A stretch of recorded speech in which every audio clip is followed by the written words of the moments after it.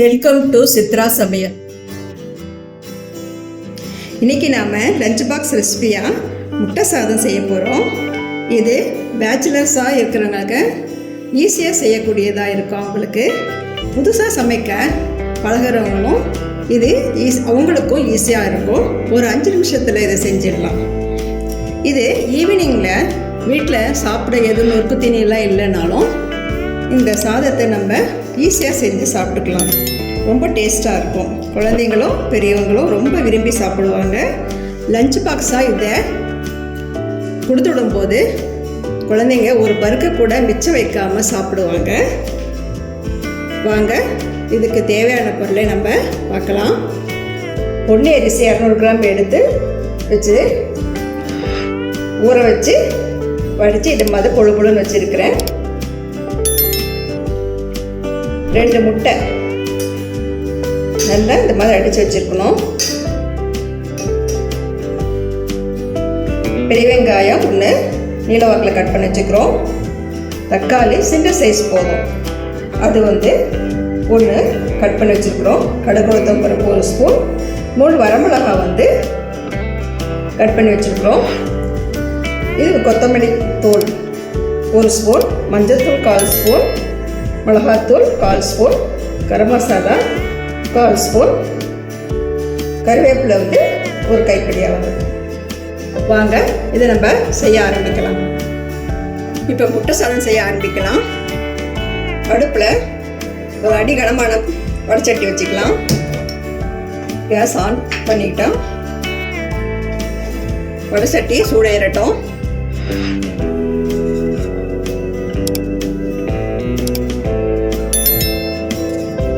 சட்டி சூடாயிடுச்சு.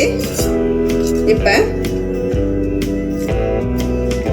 நான் நல்லெண்ணெய் எடுத்துக்கிறேன். உங்களுக்கு விருப்பமான ரீஃபண்ட் ஆயில் நெய் இருந்தால் கூட இது தாளிச்சிக்கலாம். ஒரு 5 ஸ்பூன் ஊற்றுக்கிறேன். எண்ணெய் காஞ்சிருச்சு. இப்போ கடுகு உளுத்தம் பருப்பு, வரமிளகாய் 2 போட்டுக்கலாம். அடுப்பை சிம்மில் வச்சுக்கலாம்.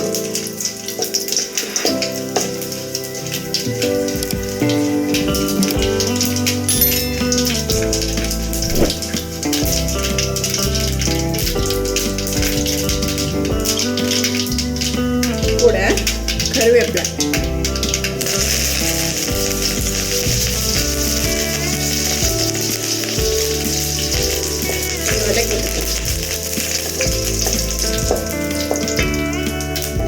அடுத்தது வெங்காயம் கூட.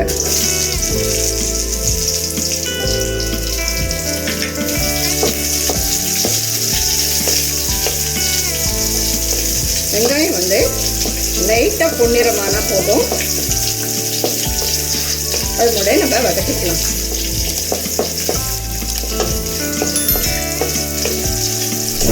நம்ம இந்த சாதம் மத்தியானம் வடித்து வச்சுருந்தா சாதத்தில் கூட இது நம்ம செஞ்சுக்கலாம். முட்டை சாதம்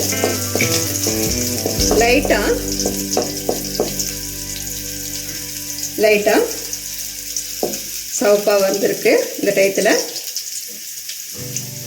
தக்காளி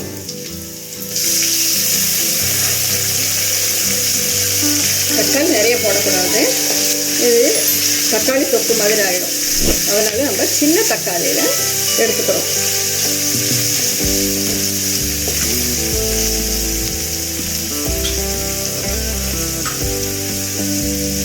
தக்காளி வெங்காயம் எல்லாம் வேகிறதுக்கு ஒரு 1/2 ஸ்பூன் உப்பு போட்டுக்கலாம்.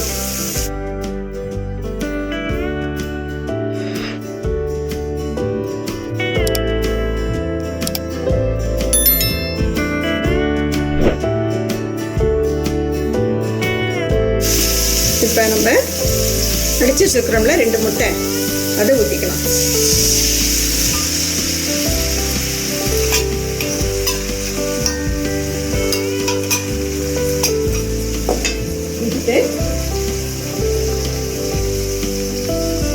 கொத்தமல்லி தூள், மஞ்சள்,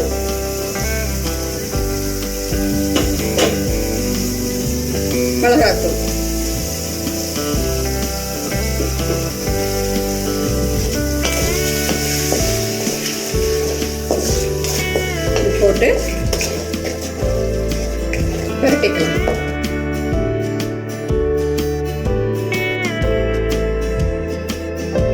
முட்டை வந்து ஒரு 60% வெந்தா போதும். அப்புறம் சாதத்தை போட்டு நம்ம கலரிடலாம்.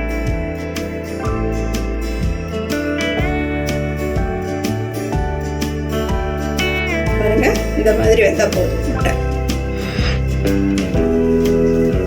இப்போ நம்ம சாதத்தை போட்டுக்கலாம். அடுப்பை சிம்ல தான் வச்சுக்கணும் நம்ம, இல்லைன்னா கருகிடும் எல்லாமே.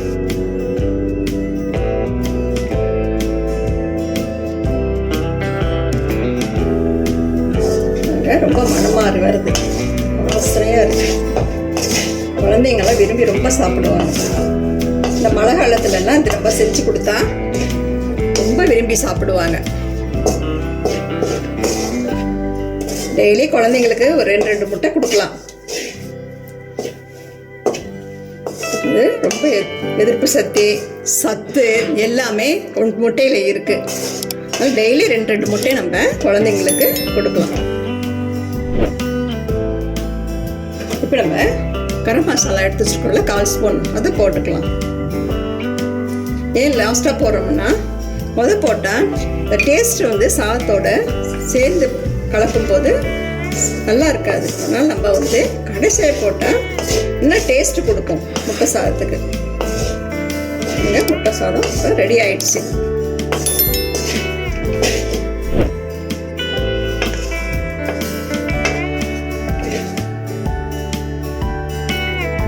பாருங்க, சூப்பராக வந்திருக்கு. இதை நம்ம ஒரு தட்டில் பரிமாறிட்டு டேஸ்ட் பண்ணி பார்க்கலாம். முட்டை சாதம் ரெடி ஆயிடுச்சு. தட்டில் நம்ம பரிமாறிட்டோம். இப்போ வந்து டேஸ்ட் பண்ணி பார்க்கலாம். உப்பு காரம் எல்லாமே சூப்பராக சரியாக வந்திருக்கு. நீங்களும் இதே மெத்தடை உங்கள் வீட்டில் செஞ்சு பாருங்கள். ரொம்ப நல்லா வரும். எல்லாமே குழந்தைங்க பெரியவங்க எல்லாம் விரும்பி சாப்பிடுவாங்க. இந்த வீடியோ உங்களுக்கு பிடிச்சிருந்தா சித்ரா சமையலுக்கு லைக் பண்ணுங்கள், கமெண்ட்ஸ் பண்ணுங்கள், சப்ஸ்கிரைப் பண்ணுங்கள். உணவே மருந்து. மிக்க நன்றி. இந்த வீடியோ உங்களுக்கு பிடிச்சிருந்தா சித்ரா சமையலுக்கு லைக் பண்ணுங்க, ஷேர் பண்ணுங்க, சப்ஸ்கிரைப் பண்ணுங்க. உங்களுடைய கருத்துக்களை கமெண்ட் செக்ஷன்ல பதிவு பண்ணுங்க. உணவே மருந்து.